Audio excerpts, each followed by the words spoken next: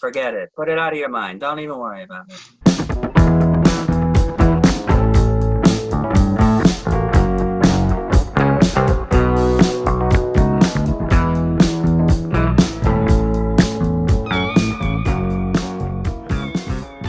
Hey everybody, welcome back to Listography. Jason, Joe, and Kramzer here. 19 Joni Mitchell albums ranked. Now time to get down to the songs. We're each going to give you our 10 favorites.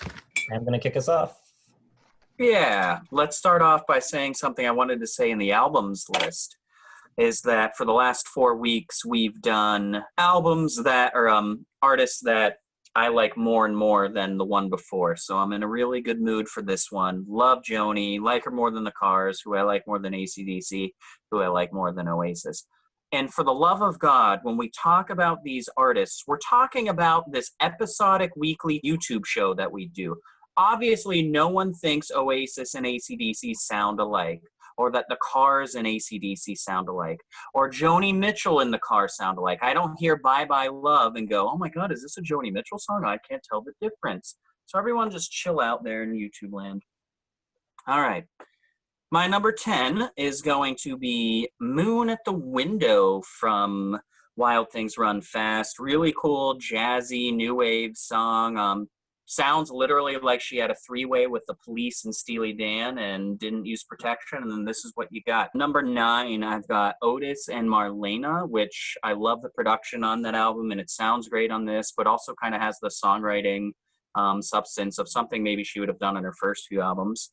Number 8, lead-off track from Blue, All I Want.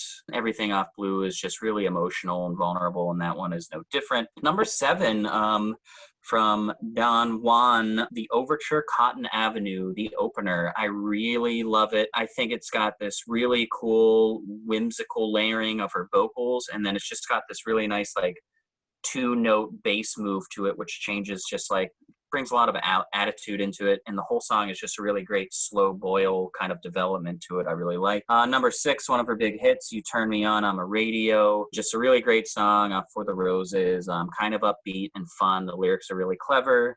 Number 5, the first song in her entire catalog, I Had a King, a really good song about lost love, really effortless, has sort of like a regal vibe to it. Number 4, another standout for me from For the Roses, Cold Blue Steel and Sweet Fire. Apparently is about James Taylor's heroin addiction, who she was seeing at the time. Has this really like seductive chord progression breakdown in it. The sax sounds great.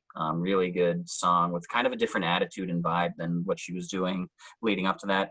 Number 3, A Case of You. I Could Drink a Case of You. One of her best lyrical albums. I love anytime artists, for some reason, it's just a little nuance in my taste when lyrics are about being as constant as a northern star. It shows up probably in a few other songs, but always for some reason gets to me. I think it's just a beautiful piece of writing. Number 2 and 1, 2 of her biggest hits. Number 2 is going to be Both Sides Now. I think really indicative of the times. It's featured in a really good episode of The Wonder Years, where he's kind of this kid in the late 60s and kind of starts to see things from different perspectives. And I think it's just one of the great songs of the late 60s. And then number 1 for me is got to be River. Just a beautiful, beautiful song. Terrific imagery. The piano is great. The way her vocal melody go in and out. When it does lift, I know Jason hates it, but when she goes in that falsetto, I think it's just magical. It transports me. I think it's just a really gorgeous, delicate song and an easy number 1 for me, River. All right. Well, my songs are mostly from a single period in Joni's discography. Really, pretty much everything's from 71 to 75, maybe 76. Maybe 76 sneaks in there. My number 10 is going to be The Hissing of Summer Lawns from The Hissing of Summer Lawns. I love that bass line, and I can't believe it hasn't been sampled by Dr. Dre, because it just sounds like a West Coast rap song almost. It's perfect, but it works here. Kind of a loungy, sort of seductive vamp, if you will. Number 9, I got Both Sides Now. Like Kramzer said, just a really pretty, sort of clever use of metaphors on that one. Very good, just good songwriting. Number 8, from Hissing of Summer Lawns, I got Edith and the Kingpin. It's another kind of smoky, jazzy ballad, which he was sort of doing a little more of on Hissing of Summer Lawns. Just a cool, cool sounding song. Really like her vocals and her delivery on that one. Number 7, I got Black Crow from Hajira.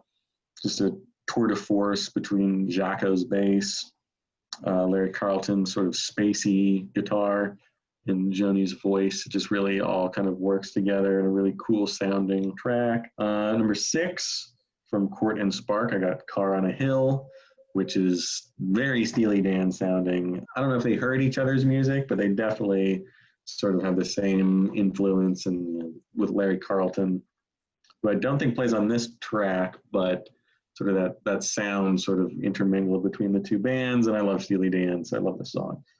Number 5 and number 4 are both gonna be from Blue. I got California and All I Want. It's just that stream of consciousness, sort of archetypical Joni Mitchell, but just very pretty, very sort of fluttery, and but just very vivid songwriting that no one else was really doing and no one else has really done sort of that well. Just 2 really great pieces of music and underrated guitar, some real cool sort of chords and modes, and whatever she's doing, different tunings, makes it all sound sort of unique and interesting, even if it's not, all over the place and super fancy. It sounds sonically different and unique. Number 3, I've got In France They Kiss on Main Street. Again, that sort of Steely Dan-esque jazz rock fusion with Jeff Baxter and Robin Ford playing guitar. I don't know who plays.